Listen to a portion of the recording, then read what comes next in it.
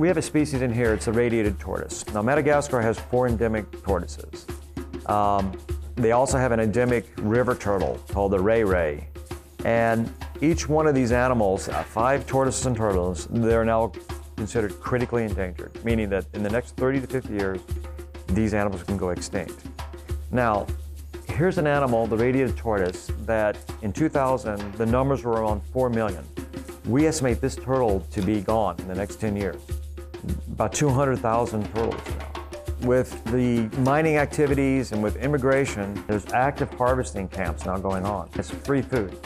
So when you look at something and go, well, 10 years ago in 2000, this animal's in good shape. It's protected, but it's okay. But things change rapidly. Something that you think is doing well in 10 years can just completely disappear. And that's how fast man can actually change things. I caution everybody to say that, well, that where in the world is everything doing well? There's hardly any great news.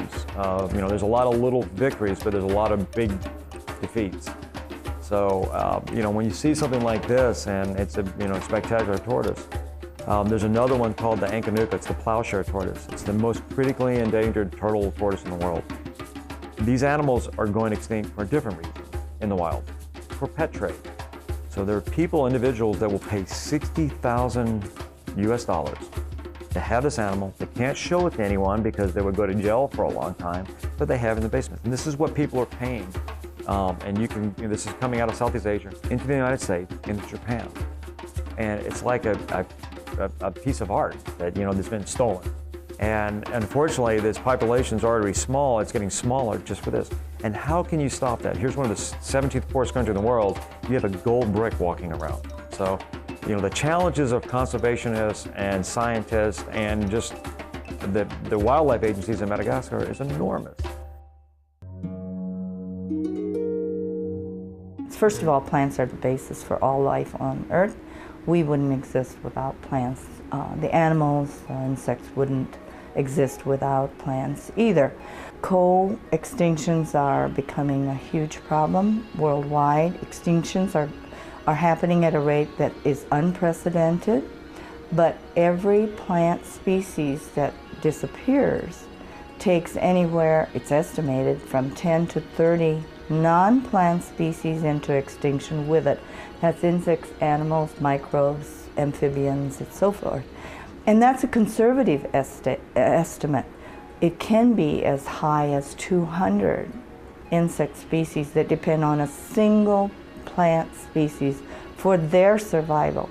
So there's a whole cascade of events that happen that is not healthy for biodiversity when a plant goes extinct.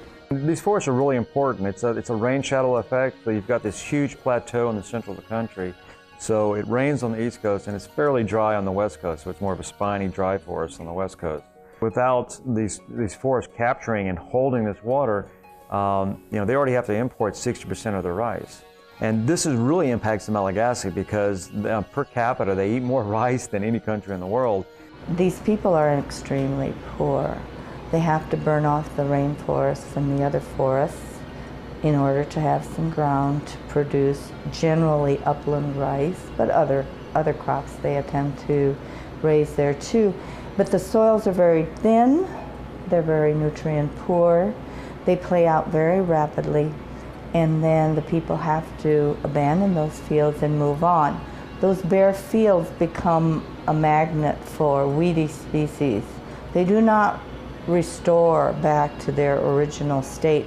Sometimes it can take hundreds of years for that environment to be restored to what it originally was with all the native species. Well, there's only 2 seasons in Madagascar. There's the rainy season and then the season when it rains. But when the torrential rains come, it erodes this very red soil in most of the country, and it rushes down the rivers and the streams and the mountainsides to, mainly on the east side anyway, into the Indian Ocean. There's a huge delta under the sea of reddish looking soil that's been eroded, which is a really serious waste of natural resources that's irreplaceable. Mostly the erosion is due to these bare mountainsides, hillsides, and farm areas that have no way, the roots of the plants are gone, so they do not hold the soil anymore, and it is easily washed away. By doing it a different way, by keeping the forest on the tops of the hills and using the valleys and terracing, you know, we're basically going to improve their lifestyle, which means it's less of a debt on us. If we don't have to give as much humanitarian aid, then maybe we can do some things here in the United States also. One compelling reason to do what we do is, although plants produce food, timber, shelter for animals and insects and reptiles and the whole array of vertebrates and invertebrates, most people don't realize that more than half of our medicines come directly from plants. The medical field scientists tell me that the best hope for new cures will come from the rainforest regions of the world. Madagascar has many plant species that are unique to Madagascar that may have potential for pharmaceuticals unlike anywhere else in the world. The loss of even one species is a loss to all of us, because when it's gone, we cannot get it back. Yet we don't even know what most of the plants species of the world can benefit to the rest of the earth, including humans. This world, it's global and it's connected. There's effects that are going on in Brazil or South America or the Congo where deforestation is having a major effect on the climate. So when we affect something in Madagascar, whether we want products from there, and it affects the local people, but it actually comes back and affects us too.